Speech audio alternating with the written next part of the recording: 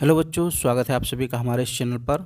बच्चों, हम लोग मध्यकालीन भारतीय इतिहास पढ़ रहे हैं और इसमें हम लोग पिछले वीडियो में तुर्क आक्रमण के बारे में पढ़े थे और तुर्क आक्रमणकारी मोहम्मद गौरी के बारे में हम लोगों ने पिछले वीडियो में देखा था। उसके पहले हम लोगों ने महमूद गजनवी कंप्लीट कर लिया है और अरब आक्रमण भी हम लोग का कंप्लीट हो चुका है। तो मोहम्मद गौरी तक हम लोगों ने पढ़ लिया था। उसके आगे हम लोग को आज शुरू करना है और आज हम लोग बात करेंगे राजवंशों की। दिल्ली सल्तनत के जो प्रमुख राजवंश हैं, चाहे गुलाम वंश हो, खिलजी वंश हो, तुगलक वंश हो, लोदी वंश हो या फिर सैयद वंश हो, एक एक करके इन सारे वंशों के बारे में हम लोग पढ़ना शुरू करेंगे। तो थोड़ा सा आज हम लोग सामान्य परिचय देखेंगे इन सारे वंशों के बारे में, थोड़ा थोड़ा इनके शासकों के बारे में देखेंगे। फिर मैं आपको एक एक वंश डिटेल में, एक एक शासक के बारे में पढ़ाऊँगा।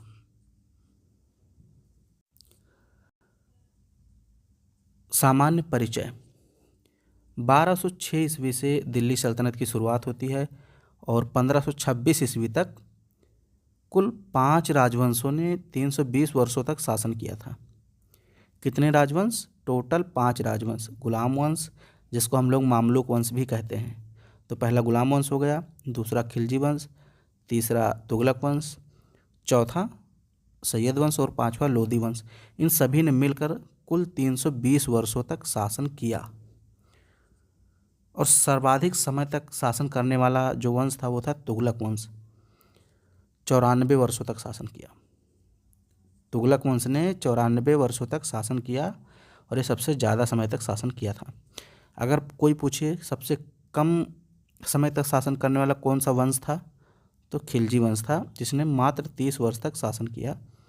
तो सबसे कम वर्ष खिलजी वंश और सबसे अधिक वर्ष तुगलक वंश, 94 वर्ष।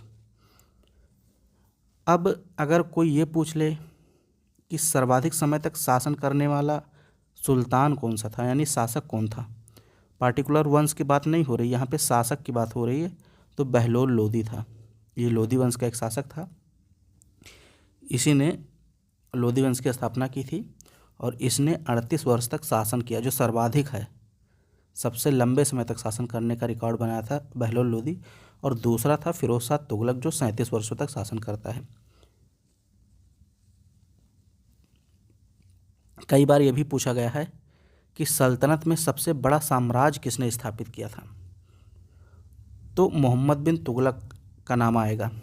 ठीक है, कई लोग इसको जो है अलाउद्दीन खिलजी बताते हैं, लेकिन गलत है।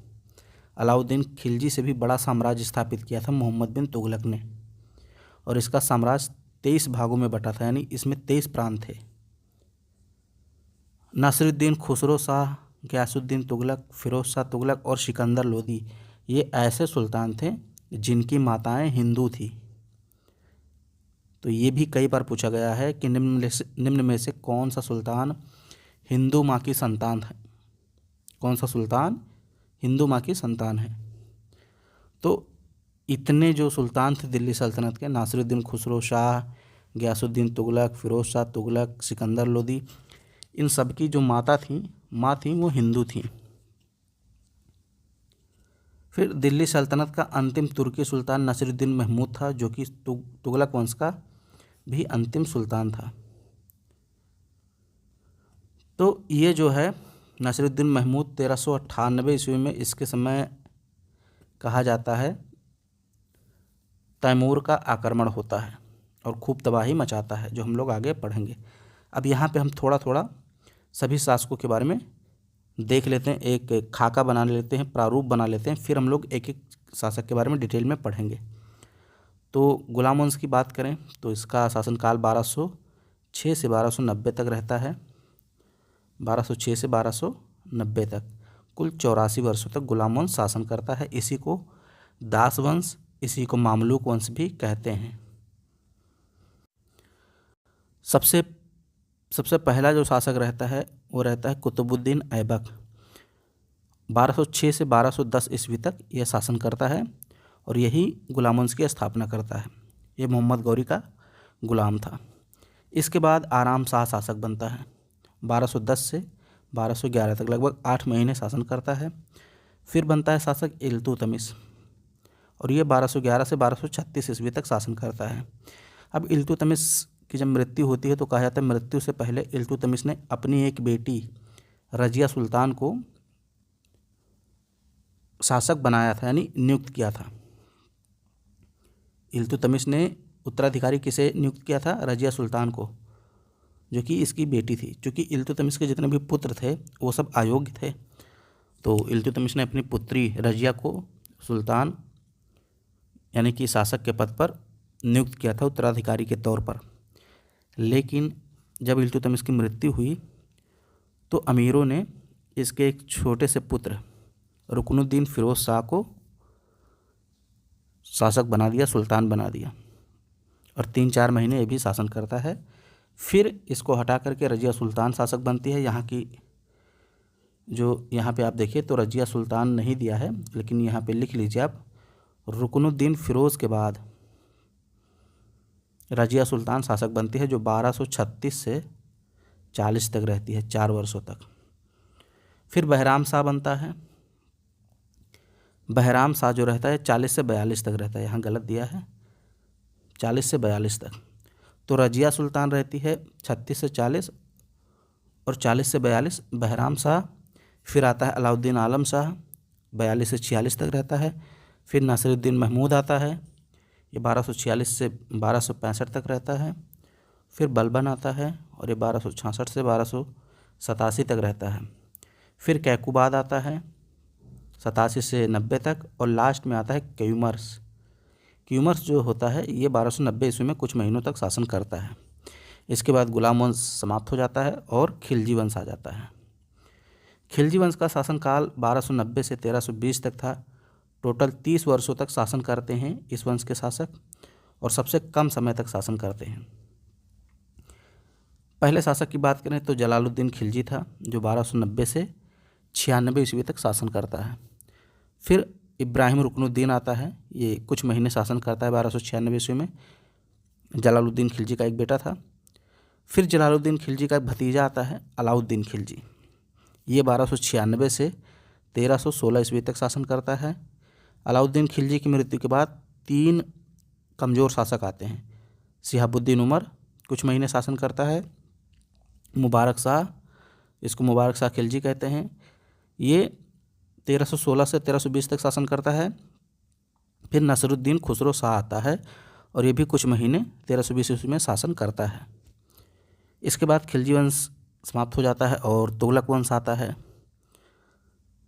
तुगलक वंश 1320 से 1414 या कहीं कहीं 1412 लिखा होता है, तो आप मान के चलिए 1320 से 1414 ईस्वी तक शासन करते हैं, लगभग 96 वर्षों तक।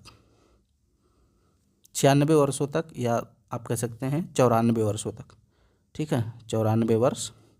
सबसे लंबे समय तक तुगलक वंश ही दिल्ली सल्तनत पे शासन करता है, ये याद रखना। इसमें पहला शासक बनता है गयासुद्दीन तुगलक, जो 1320 से 1325 ईस्वी तक शासक रहता है। फिर मोहम्मद बिन तुगलक आता है और ये 1325 से 1351 तक शासक रहता है। फिर फिरोज शाह तुगलक आता है, 1351 से 1388 तक रहता है। अब ये 3 ऊपर के बहुत योग्य शासक थे, आप कह सकते हैं शक्तिशाली शासक थे, मजबूत शासक थे। इसके बाद जो है अयोग्य शासक आते हैं, जो 1-1, 2-2 वर्ष, 3-3, 4-4 वर्ष शासन करते हैं। जैसे गयासुद्दीन तुगलक द्वितीय आता है। गयासुद्दीन तुगलक द्वितीय 1 वर्ष तक शासन करता है, 1388 से 1389 तक। फिर अबू बकर शाह आता है, यह 1389 से 1390 तक शासन करता है। फिर नासिरुद्दीन मोहम्मद शाह, ये 1390 से 94। फिर अलाउद्दीन सिकंदर शाह, ये भी 1394 में कुछ समय तक शासन करता है।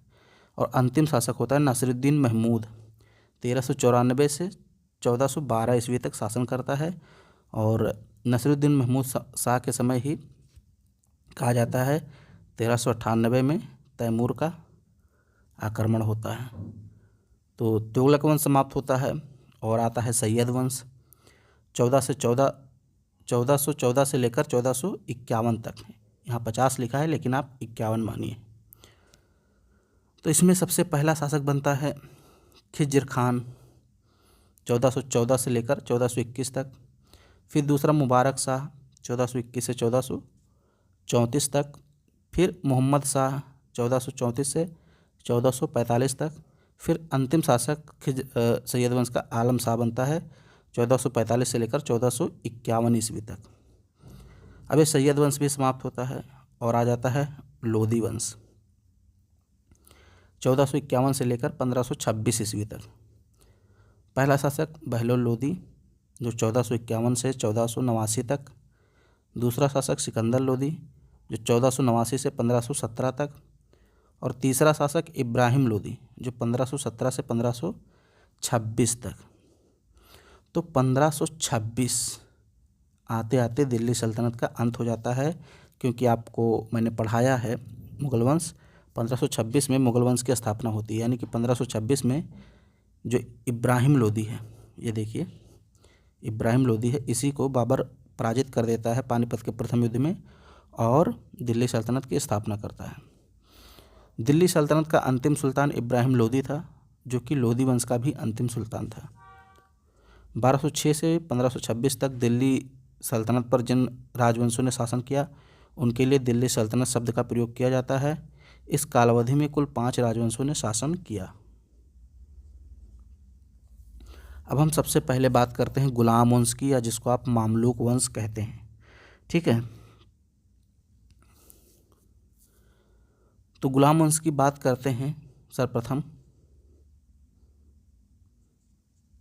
या फिर इसको रहने देता हूँ, अगले वीडियो से आपको पढ़ाता हूँ। ठीक है, हम लोग यहाँ पे सामान्य परिचय देख ही चुके हैं 5 राजवंश के बारे में। अब आगे हम लोग गुलाम वंश पढ़ेंगे। इसको देखिए वीडियो 12 मिनट की हो गई है लगभग, तो इसको हम लोग यहीं पे रोक देते हैं और अगले वीडियो में हम लोग गुलाम वंश से पढ़ना शुरू करते हैं। एक अलग वीडियो बन जाएगी तो ज़्यादा ठीक रहेगा। ठीक है, वीडियो पसंद आए तो इसको लाइक शेयर सब्सक्राइब जरूर करें।